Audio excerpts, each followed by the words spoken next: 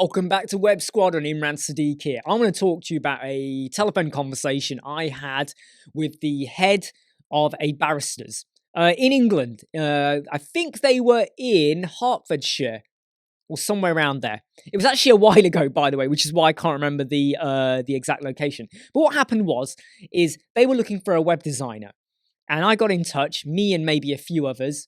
And we were almost vetted, like we had to kind of talk to someone and explain, well, how could we help them out? This is quite a while ago. And we got to the point where I now had a phone call with the final, the lead partner of this barristers. And what happened is it turned into a very much of a critical telephone conversation. I didn't like it, and I kind of ended it not long after.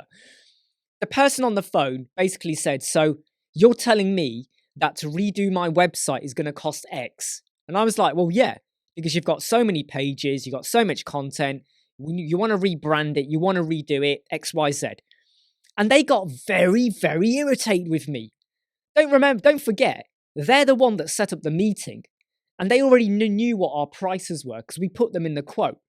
And they were like, so you're going to tell us that you're going to charge us X amount, which is 5 times the amount of what they paid for their original website.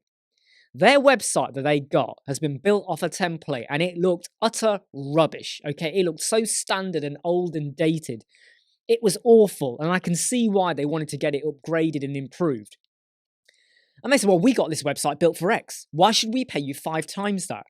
And I had to explain to them before I got a little bit like, right, this ain't going anywhere.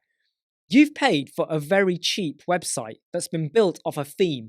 The website is literally a copy of this theme. Okay, and all they've done is swap out the images and wording. There hasn't even been any much extra effort at all to modernize or bespoke it. Yeah, well, a website is a website.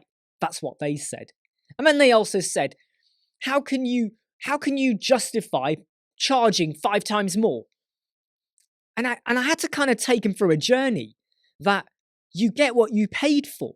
So if you're happy to pay a minimal amount, that's what you're going to get. But they weren't happy. As far as they were concerned, whether a website is 1 page, 10 pages, 100 pages, it should be the same cost. It was really like, hold on, you're a barrister, okay? I don't know what you charge, but someone who is more well-known or recognition or whatever is going to charge a different amount, and they wouldn't accept it. They just would not have it. As far as they were concerned, and I have come across this with other people as well, a website in their mind is just a website. So you could have a 1-page website, should cost exactly the same as a directory website with appointment bookings, WooCommerce shops, blah, blah, blah, blah, blah, multi-vendor, loads of stuff. That is how their mindset was working. They could not make that differentiation. And right before I said, right, we're not going to go anywhere, I said to them, that's like saying a house is a house. A 1-bed house is not going to be the same price as a 10-bed house. And they were like, yes, well, that's because it's not comparable.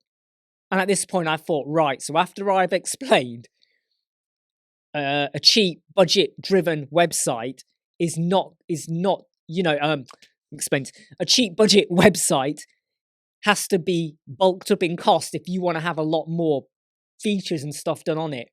They just wouldn't accept it. They would not have it. And I just thought, right, we're not going anywhere with this. And I was actually a little bit gobsmacked. Here we had the senior partner of a barristers in England questioning why the cost of our website was 5 times the cost of what they did. And I did manage to find out eventually that they got their website built on Fiverr. So, and when I work out the fact it was like 5 times divided by 5 or a fifth of what we were going to charge, it kind of adds up to what they probably did pay on Fiverr. And I just say, look, anyone watching this or listening to this, please don't start thinking that just because you see adverts out there that say, hey, get a website built for 60 quid, 100 quid, 200 pounds. Please don't start believing that that is the bulk price or the majority price of a website. That isn't life. That isn't how it works. And can you imagine if just because someone down the road charged £5 an hour for not soliciting, for a barrister or a legal appointment, £5 an hour, are you going to drop your prices to £5 an hour? Not really. So please don't expect web designers to do the same. I hope you like, subscribe, share and follow, and I'll see you soon. Never break, always fight, never quit, do it right, play the game, win it life, have no shame, there's no time, feel the pain, live the grind, I could change, in my mind, pick a lane, commit and climb, the only way to win it life, I never miss, that's fact, taking big swings, bitch, hand me the bat, put me in the ring, you'll go out in a